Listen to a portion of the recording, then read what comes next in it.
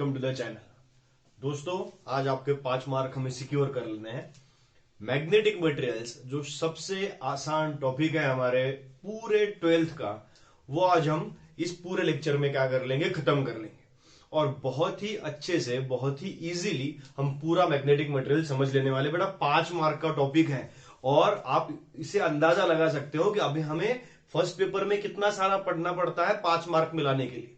तो magnetic materials का मैं स्टार्टिंग एकदम ही बेसिक से करूंगा, एकदम ही बेसिक टॉपिक कि कोई बार मैग्नेट कैसा होता है उससे हम शुरू करेंगे और फिर धीरे धीरे इसके सारे जो आसान टॉपिक है वो मैं क्या करूंगा, आपको पढ़ा दूंगा इसी लेक्चर में। इस लेक्चर को आपको एंड तक देखना है और बने रहना है अच्छे से, और मेरे साथ आप खुद की भी नोट्स बनाते रहिए ताकि अच्छे से आपका एक प्रॉपर एक बुकलेट तैयार हो जाएगा जिसमें पूरा मैग्नेटिक मटेरियल्स आपका 12th का क्लियर हो जाएगा। जो 11th के लोग देख रहे हैं उनके लिए बहुत ही अच्छी अपॉर्चुनिटी है। अपना 12th का मैग्नेटिक मटेरियल्स आधे से ज्यादा यहाँ पे क्या हो जाएगा, आपका खत्म हो जाएगा, क्योंकि ये सब रिड्यूस्ड पोर्शन के हिसाब से हम क्या करने वाले हैं, क्लियर करने वाले हैं। ओके बेटा, तो हम सबसे पहले शुरू करते हैं हमारा टॉपिक मैग्नेटिक मटेरियल्स का। जैसे सब लोग कहते हैं बेटा चैनल को लाइक कीजिए, शेयर कीजिए, सब्सक्राइब कीजिए, मैं भी आपको कहता हूं। बाकी मेरा काम तो पढ़ाना ही है, बाकी सब तो आपके ही हाथ में है। तो देखिए, मैग्नेटिक मटेरियल्स मैग्नेटिज्म का टॉपिक है। सबसे पहले हम एक बार मैग्नेट कंसीडर करते हैं। ओके, तो इस बार मैग्नेट को एक डायपोल मैग्नेट कहा जाता है। डायपोल, क्यों डायपोल? क्योंकि इसको दो पोल्स है। एक पोल हो गया आपका नॉर्थ पोल, एक पोल हो गया बेटा आपका south, north pole south pole. अब इन दोनों पोल्स को अगर हम अच्छे से पढ़ेंगे तो हमें 3-4 टर्म्स यहां पे समझ में आ जाएगी। जैसे distance between two poles of the bar magnet. देखिए मैंने ये जो डॉट निकाले हैं ये दो पोल्स हैं। So distance between two poles of the bar magnet, it is called as a magnetic length. ये आपको एग्जाम में नहीं है लेकिन ये पता होना चाहिए। इसे क्या कहा गया, मैग्नेटिक लेंथ। और इंडिकेट कैसे की गई बेटा, ट्वाइस एल से। Magnetic length indicated by twice L. वैसे ही distance between two ends of the bar magnet, it is called as geometric length. इसे क्या कहा गया, ज्योमेट्रिक लेंथ, इंडिकेट की गई इसे कैपिटल एल से। एक हो गई मैग्नेटिक लेंथ, एक हो गई ज्योमेट्रिक लेंथ। फिर एक इमेजिनरी लाइन कंसीडर करते हैं which is passing through both the poles of the bar magnet, it is called as magnetic axis. Imaginary line which is passing through both the poles of the bar magnet, it is called as magnetic axis. And a imaginary line which is dividing magnetic length into two equal sections, it is called as a magnetic equator. इसे क्या कहा गया, magnetic equator. तो ये हमें 11th तक ये basics पता था। और मैग्नेटिक लेंथ और ज्योमेट्रिक लेंथ, इनका रिलेशन भी क्या है, twice L is equals to 5/6 of L. Twice L is equals to 5/6 of L. This is a basic structure of our bar magnet. लेकिन मैग्नेटिक मटेरियल्स 12th की कहानी इससे थोड़ी सी अलग हो जाती है और यहां पे हम 2-3 टर्म्स को अच्छे से समझ सकते हैं। यानी इन्होंने क्या कह लिया था, इन्होंने कह लिया था बेटा, एक बार हम इसे पूछेंगे, ये तो आपको पता ही होगा। इसे हम क्या करेंगे, थोड़ा सा आगे बढ़ाएंगे कि बार मैग्नेट तो है ही, लेकिन बार मैग्नेट छोड़ के भी इलेक्ट्रिसिटी और करंट और मैग्नेटिज्म, इनका भी तो कोई रिलेशन है। सो इसलिए एक करंट कैरिंग लूप में हमें एक टर्म पढ़ाई गई that is called as M, and M is known as magnetic dipole moment, and M has formula for NIA, where N is number of turns, I is electric current and A is area of cross section. अब इस फॉर्मूले को लेके हमें पहला question इस chapter का बनता है, जो क्वेश्चन आपके एग्जाम में 101% आने वाला है दोस्तों, उसको तरफ चलते हैं। लेकिन सबसे पहले इसे देख लीजिए, magnetic dipole moment M is equals to NIA। चलिए बेटा, आपके सामने क्वेश्चन लिखा है, magnetic dipole moment of electron revolving around nucleus of atom. या इसी क्वेश्चन को 3 मार्क के लिए पूछा गया है, magnetic dipole moment of electron in hydrogen atom. क्यों? क्योंकि हाइड्रोजन एटम का एक ही इलेक्ट्रॉन होता है और हमें पूछा क्या गया है, उस हाइड्रोजन एटम के रोटेट होने वाले इलेक्ट्रॉन का क्या निकालिए, मैग्नेटिक डायपोल मोमेंट हमें निकाल के दीजिए। तो निकाल के देंगे तो इजीली निकलेगा। क्यों? क्योंकि आपके पास फॉर्मूला है, देखिए M इज इक्वल्स टू क्या फॉर्मूला है, NIA. Capital M is equals to NI. What is N? N is number of turns. What is I is electric current. Current भी हम निकाल लेंगे. और A दैट इज एरिया. अब सीधी सी बात है दोस्तों, इसे देखिए एक्सप्रेशन कैसा बनेगा. N इज इक्वल्स टू 1 बन जाएगा, क्योंकि कितना ऑर्बिट है, कितना रोटेटिंग कॉइल है, एक ही है, तो N इज इक्वल्स टू 1 बन गया. I आपके पास नहीं है. I है आपके पास. कैसे? तो I को हम लिख लेंगे E अपॉन टी. क्यों? क्योंकि क्या फ्लो हो रहा है, इलेक्ट्रॉन फ्लो हो रहा है, और इलेक्ट्रॉन कौन सा चार्ज है, इलेक्ट्रॉन कौन सा चार्ज है, नेगेटिव चार्ज है. तो इसे हम Q अपॉन टी करंट के बजाय क्या लिखेंगे, E अपॉन टी लिख लेंगे. समझ में आ गया बेटा? E upon T. और एरिया ऑफ सर्कुलर कॉइल क्या बनेगा, पाई आर स्क्वायर. ओके, तो कितना आसानी से एक्सप्रेशन बन जाता है. देखिए अब यहां पे N इज इक्वल्स टू 1 बन गया, E इज इक्वल्स टू और I is equals to E upon T बन गया, पाई आर स्क्वायर बन गया. लेकिन टाइम भी कहां पे पता है, टाइम भी हम निकाल सकते हैं. क्यों? इलेक्ट्रॉन कौन सी मोशन परफॉर्म कर रहा है, सर्कुलर मोशन परफॉर्म कर रहा है. तो सर्कुलर मोशन में टाइम तो होता ही है. जैसे ये लीनियर वेलोसिटी हमारे इलेक्ट्रॉन की होगी, वैसे हम क्या कह सकते हैं, when electron is rotating, when electron is rotating, let us say formula is given as speed is equals to distance upon time. Okay, एकदम बेसिक से शुरू कर रहा हूं. Speed is equals to distance upon time. Speed is your v, distance कितना travel करेगा, 2 pi R travel करेगा. Total circumference कितना है, 2 पाई आर है, और टाइम हो गया t.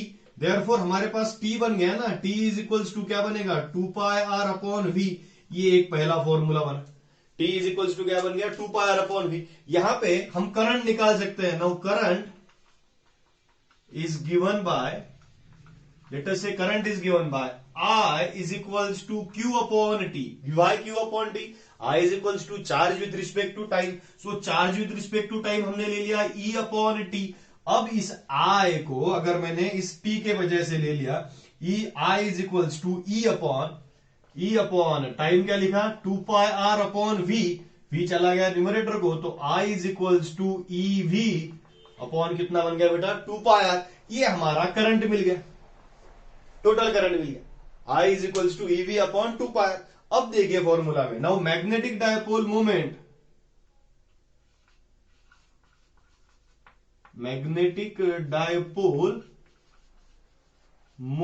It is given by M is equals to क्या बना, NIA. N number of turns कितना है, 1 है, तो I की वैल्यू डालेंगे EV upon 2 pi R. Area कितना है, पाई आर स्क्वायर. दिख रहा है ना आपको अच्छे से, एरिया क्या हो गया, पाई आर स्क्वायर. पाई क्या हो गया बेटा, कैंसिल, आर कैंसिल, यानी capital M is equals to EVR upon 2. ये आपका सबसे इंपॉर्टेंट एक्सप्रेशन बन गया बेटा.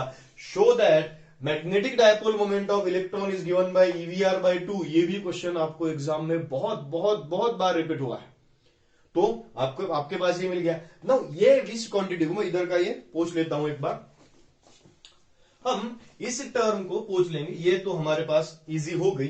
M is equals to EVR by 2 बन गया. अब देखिए इसको मैं थोड़ा सा एक्सटेंड करता हूं. इसे यहां पे अगर हमें लिखना है, तो हम अगर इसको डाउनवर्ड डायरेक्शन में M लिख लेंगे, तो अपवर्ड डायरेक्शन में आपके पास एक टर्म आएगी, that term is called as angular momentum. अब मैं क्या करता हूं, इसी EVR बाय 2 को एंगुलर मोमेंटम के स्ट्रक्चर्स में लिखने की कोशिश करता हूं. देखिए एक्सप्रेशन हमारा कैसे चेंज होता है. देखिए मैं क्या करूंगा, इसी M को यहां पे लिखूंगा, M is equals to EVR by 2 and multiply RHS by mass of electron upon mass of electron. यानी न्यूमरेटर और डिनोमिनेटर दोनों को मास ऑफ इलेक्ट्रॉन से मल्टीप्लाई कर लूंगा. यानी capital M magnetic dipole moment is equals to EVR by 2 multiplied by mass of electron and mass of electron. अब देखिए MVR याद आ गया, कुछ याद आ गया. MVR इज इक्वल्स टू क्या, एंगुलर मोमेंटम. यानी but MVR is equals to L, that is angular momentum. Angular momentum यानी इक्वेशन क्या बनता है, M is equals to MVR यानी E multiplied by L upon twice of ME. ये भी एक फॉर्मूला आता है, अगर पूछा जाए तो ही जाना है वहां तक. तो ये भी एक फॉर्मूला आता है आपके पास, जिस फॉर्मूला में m is equals to E L upon twice of M. In terms of vector format, capital M vector है minus of E L vector आ गया upon twice of M E. क्यू माइनस साइन क्यों indicate कर रहा है? क्योंकि capital M और L they are oppositely directed. कैसे डायरेक्टेड है? अपोजिटली डायरेक्टेड है। एक्सप्रेशन एक बार फिर से देख लीजिए, कैपिटल एम और angular momentum they are completely opposite directed. और यहां से एक बहुत ही इंपॉर्टेंट रेशो क्रिएट होता है इन दोनों में का रेशो। उस रेशो को कहा गया है गायरोमैग्नेटिक रेशो। कौन सा रेशो कहा गया? Gyromagnetic ratio. और भोर्स मैग्नेटॉन, वहां तक भी जाते हैं। चलिए जल्दी से, मैं इधर लिखने वाला हूं उसे। चलिए बेटा, ये आपको समझ में आ गया है यहां तक का? मैं ऐसे अब पूछने वाला हूं, ये हम पूछ लेते हैं और गायरोमैग्नेटिक रेशियो की तरफ चलते हैं। ओके,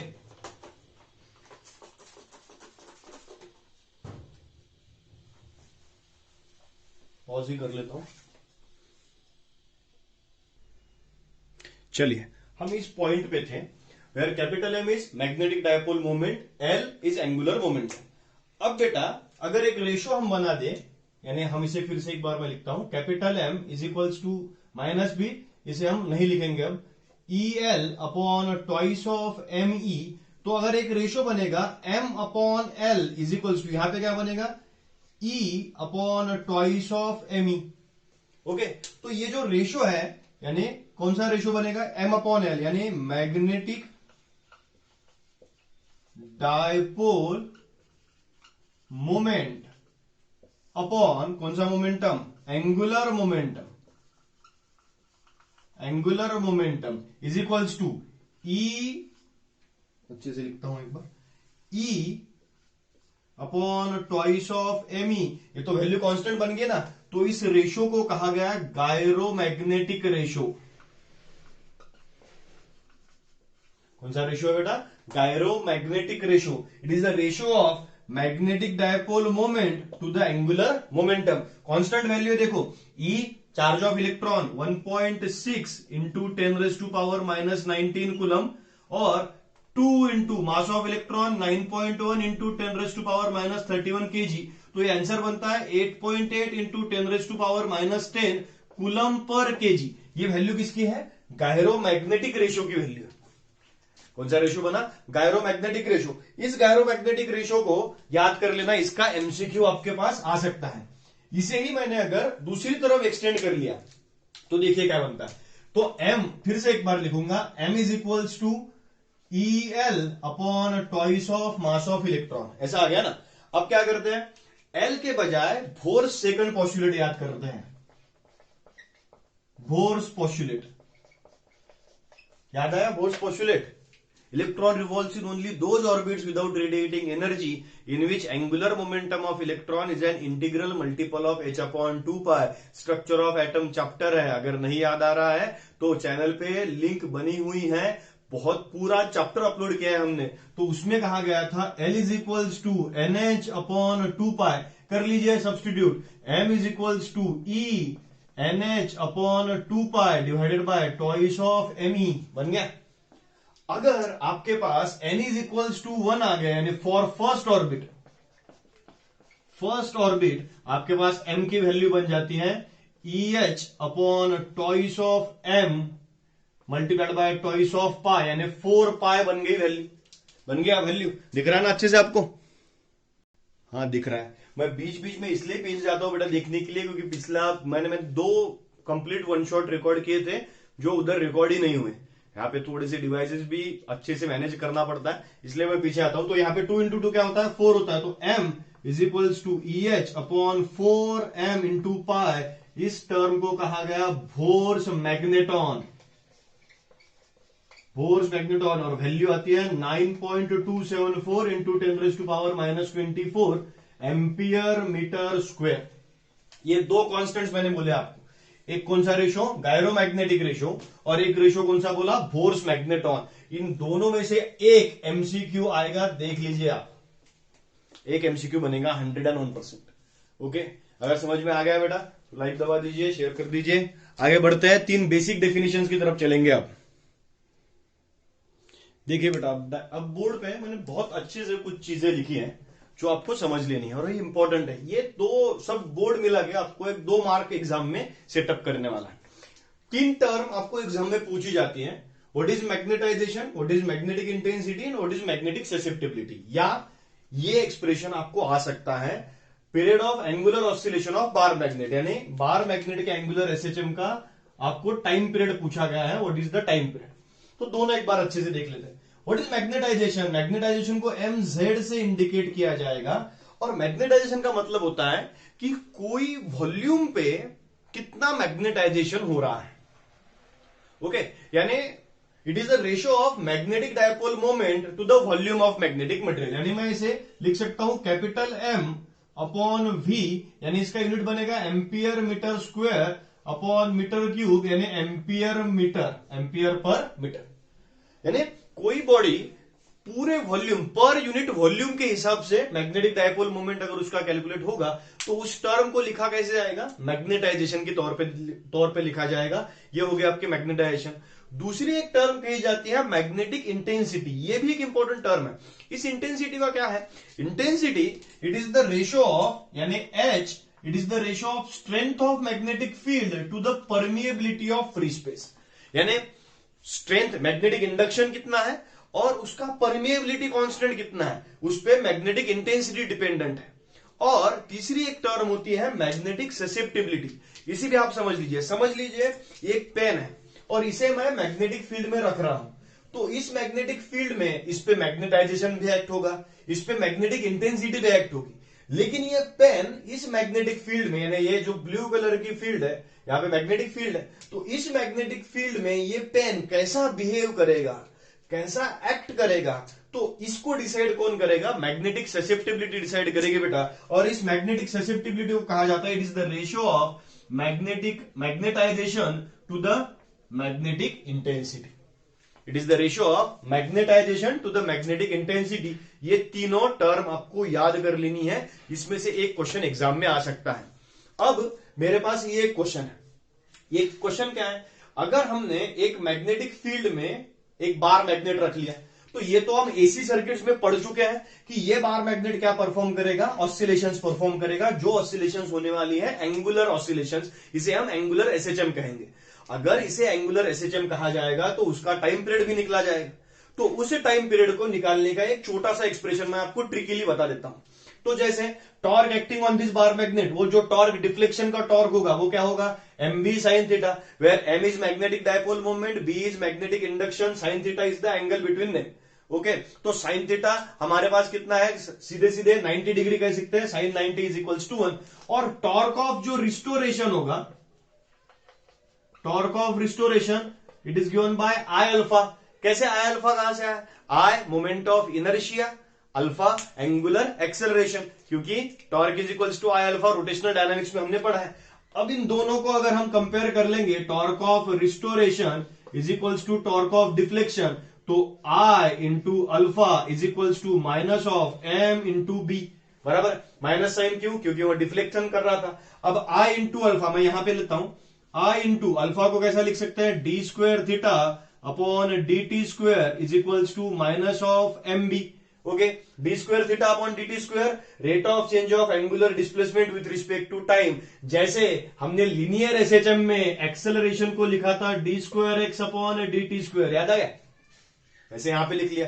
आई को उधर अगर हमने भेज दिया तो क्या मिलता है, D square theta upon D T square is equals to minus of M B upon क्या बन गया बेटा, आई बन गया। अब यहां पे आप अच्छे से एक बार देख सकते हैं कि क्या हो रहा है। देखिए क्या हो रहा है, क्योंकि हमने यहां पे एम बी साइन थीटा ले लिया। हम क्या करेंगे, यहां पे साइन थीटा के बजाय सिर्फ थीटा लेंगे, क्योंकि sine theta is very very small. अब यहां पे बच गया थीटा। अब देखिए इस टर्म को अगर हम कांस्टेंट कंसीडर कर ले तो D square theta upon D T square is directly proportional to minus theta. ये आपकी सेटअप करता है एंगुलर एसएचएम। क्या सेटअप कर ली इसने, एंगुलर एसएचएम। और जैसे आपने एनालॉगस टर्म एक बार याद अगर आपको आ रही होगी, D square X upon D T square is equals to minus omega square X, और इस माइनस ओमेगा स्क्वायर को आपने क्या कहा था, कांस्टेंट। तो वैसे यहां पे भी हम क्या कर सकते हैं, इस mb/i, इसके बजाय क्या लिख सकते हैं, ओमेगा स्क्वायर, और ओमेगा की वैल्यू आपके पास मिल जाएगी √mb/i। ओके बेटा, ओमेगा आ गया। आपको टाइम पीरियड निकालना है तो टाइम पीरियड का सीधा सीधा फॉर्मूला बनेगा ना, t इज इक्वल्स टू 2π/ओमेगा। सो 2π अपॉन क्या, √mb/i, यानी 2π इन ब्रैकेट i अपॉन क्या बनेगा, mb।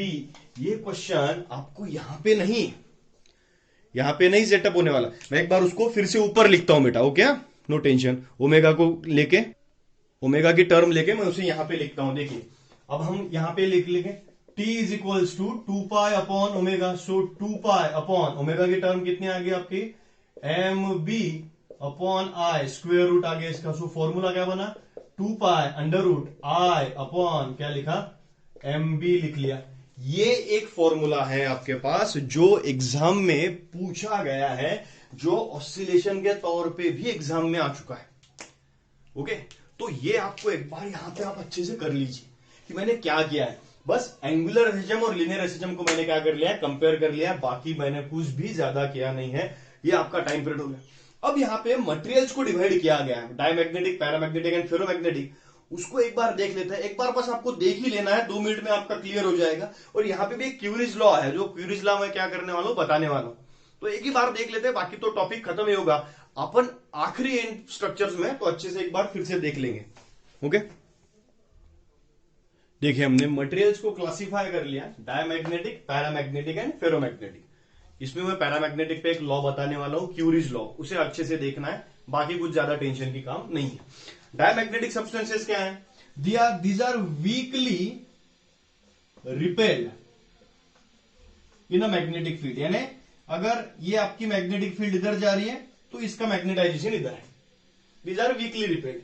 What are paramagnetic substances, these paramagnetic substances are, समझ लीजिए, they are weakly attracted, weakly attracted in presence of other magnetic field. और what are ferromagnetic substances, they are strongly attracted in a magnetic field. बाकी ferromagnetic, diamagnetic, paramagnetic आपका chemistry में हो चुका है, इस पे ज्यादा क्वेश्चन नहीं बनता है। एक ही लॉ बनता है बेटा, क्यूरीज लॉ। इस क्यूरीज लॉ को समझ लेना इंपॉर्टेंट है। It says magnetization of paramagnetic materials, it is directly proportional to magnetic induction and inversely proportional to absolute temperature.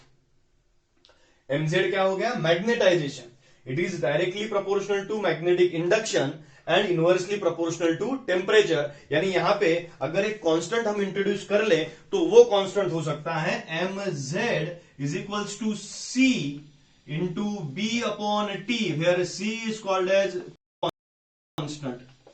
Okay, C को क्या कहा गया, क्यूरीज कांस्टेंट कहा गया। यानी इस एक्सप्लेनेशन को मैं इधर लिख लेता हूं, एक mz is equals to C into B upon T. इसे थोड़ा सा एक्सटेंड कर लेंगे, mz is equals to C, B के बजाय लिख सकते हैं हम μ0h अपॉन टी। अगर h इधर चला गया तो mz upon h is equals to C upon T into μ0। mz upon h susceptibility, तो susceptibility is inversely proportional to absolute temperature. ये भी एक टर्म आपको पता चलनी चाहिए, जो कहां से आती है, क्यूरीज लॉ से आती है। देखिए, Curie's law states that magnetization of paramagnetic substances is directly proportional to magnetic induction, ये है इंडक्शन, और T this is absolute temperature. Okay बेटा, ये एक इंपॉर्टेंट फॉर्मूला था जो मुझे आपको बताना था। बाकी पूरा मैग्नेटाइजेशन आपके सामने पड़ा है, आपको अच्छे से समझ में भी आ गया होगा। चैनल को सब तरफ भेजिए, मैग्नेटाइजेशन आपका खत्म हो गया है, मैग्नेटिक मटेरियल्स, और मैं अगला वन शॉट लेके जल्दी आपके पास आने वाला हूं। Thank you.